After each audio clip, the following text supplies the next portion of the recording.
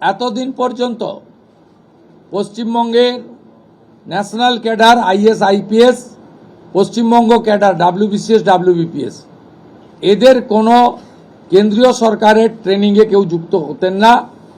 এটা মুখ্যমন্ত্রীর অলিখিত নির্দেশ ছিল, আগের মুখ্যমন্ত্রী, বিদায়ী মুখ্যমন্ত্রী, প্রাক্তন মুখ্যমন্ত্রী। আমরা আজকে এই বিষয়ে চিফ সেক্রেটারিকে অন্য রাজ্যের যে নিয়ম আছে সেই নিয়ম ফলো করার জন্য আমরা তাকে এম্পাওয়ার করলাম, দায়িত্ব দিলাম। সাথে সাথে শুনলে অবাক হয়ে যাবেন,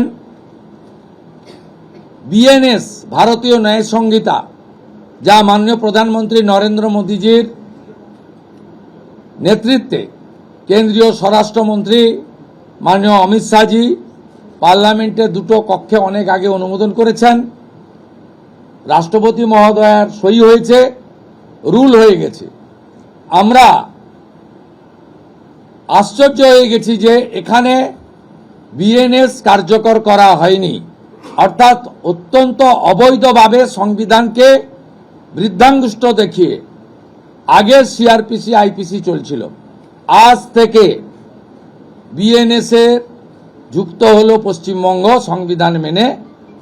আগের সিআরপিসি আইপিসি এই আইন আর থাকলো না।